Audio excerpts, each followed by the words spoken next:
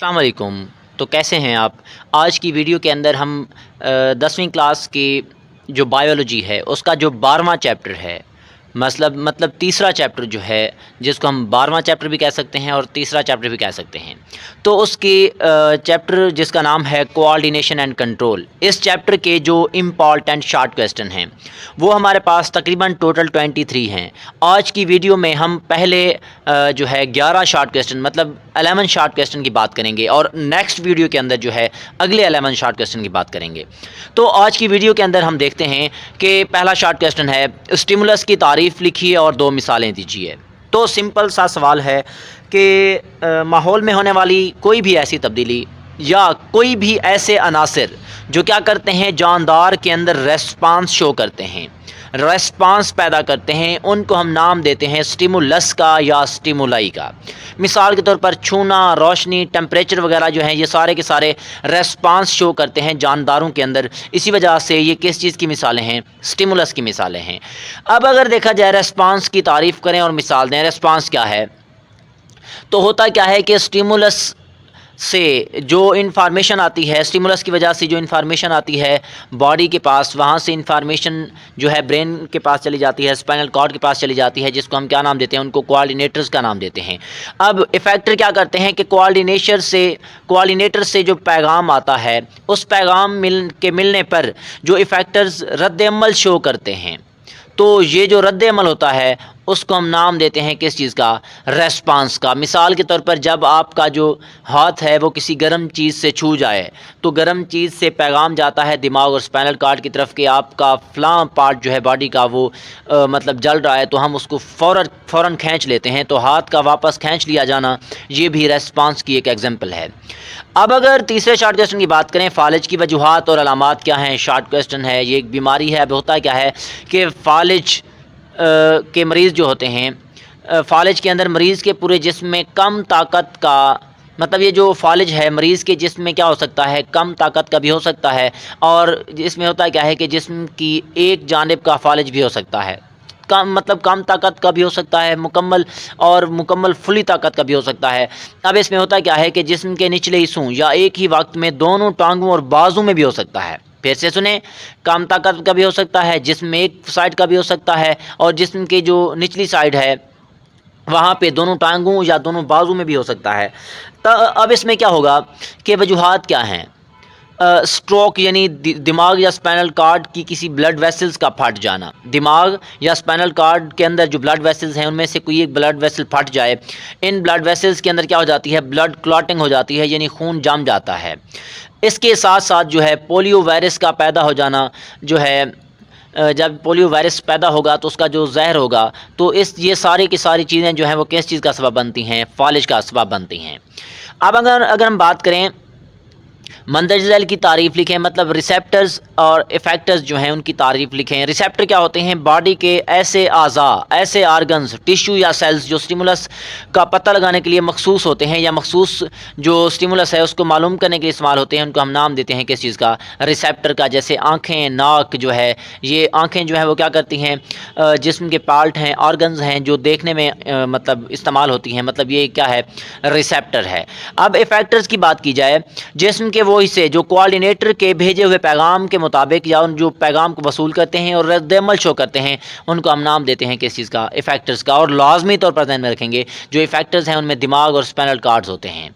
اب اگر ہم مزید دیکھیں کہ آنکھ کے نقائص بیان کیجیے۔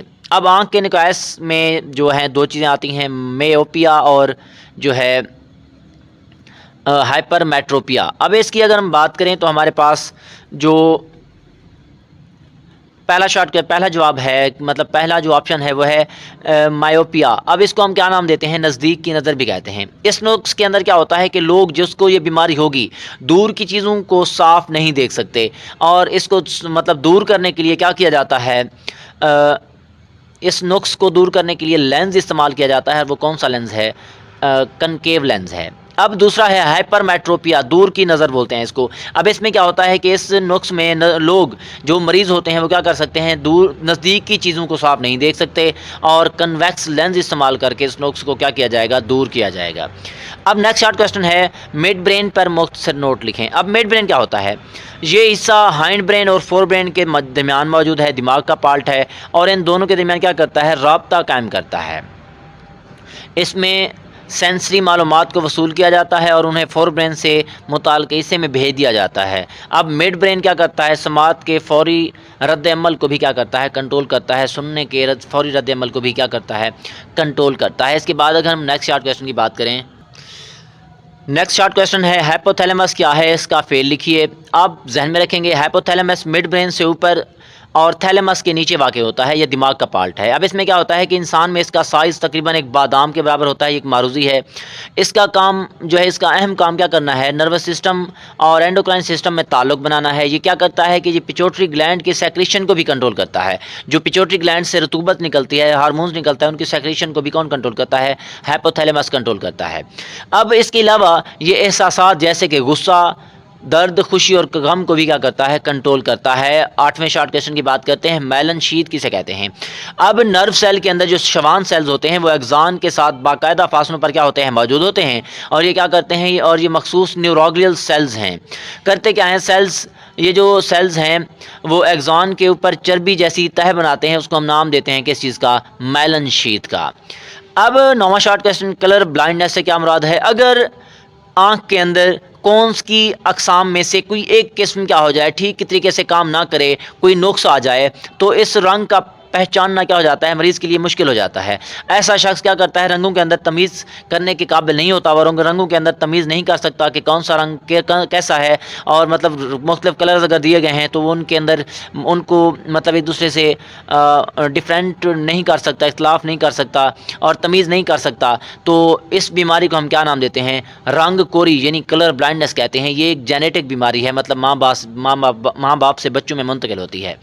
اب نیکسٹ شارٹ کویسچن کی بات کریں، دماغ کی حفاظت کیسے کی جاتی ہے، یا کرینیم کیا ہے، یا میننجز کیا ہیں۔ یہ ساری جو شارٹ کویسچن مطلب دیے گئے ان کا ایک ہی جواب ہے کہ دماغ کیا کرتا ہے، ہڈیوں سے بنی ایک کرینیم جو کہ کھوپڑی کا حصہ ہے کے اندر موجود ہوتا ہے۔ دماغ کھوپڑی کے اندر موجود ہوتا ہے، جو کیا کرتی ہے کہ دماغ کیا کرتا ہے، ہڈیوں سے بنے ایک کرینیم یعنی کھوپڑی کا ایک حصہ ہے کے اندر موجود ہوتا ہے۔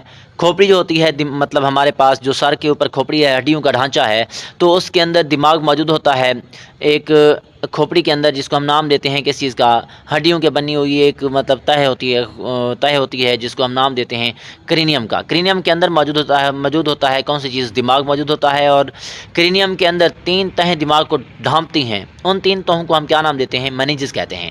اب میننجز دماغ کی حفاظت بھی کرتی ہے اور ان کی اپنی کیپلریز کے ذریعے دماغ کے ٹیشوز کو غذا اور آکسیجن بھی کیا کرتی ہے، پرووائڈ کرتی ہے۔ یہ ہمارے پاس دماغ کی حفاظت کیسے کی جاتی ہے، اس کا جواب بھی یہی ہے۔ کرینیم کیا ہے، اس کا جواب بھی یہی ہے، اور میننجز کیا ہے، اس کا جواب بھی یہی ہے۔ اب اسپائنل کارڈ کیا ہے، اسپائنل کارڈ دراصل نروز کا ایک نالینوار بنڈل ہوتا ہے۔ یہ جسم کے حصوں اور دماغ کے درمیان رابطے کا مرکز ہے، اور یہ کیا کرتا ہے کہ جسم کے حصوں میں نرو امپلس کو دماغ تک اور دماغ سے نرو امپلس کو جسم کے مختلف حصوں تک کیا کرتا ہے، پہنچاتا ہے۔ اس کے علاوہ اگر دیکھا جائے اسپائنل کارڈ ایک کوآرڈینیٹر کا بھی کام کرتا ہے اور چند سادہ ریفلیکسز کا بھی کیا ہے، ان کو کنٹرول کرنے کے لیے ذمہ دار ہے۔ اس کے بعد ہم 12ویں سے لے کر جو باقی شارٹ کویسچن بچے ہوئے ہیں ان کی بات بعد میں کریں گے۔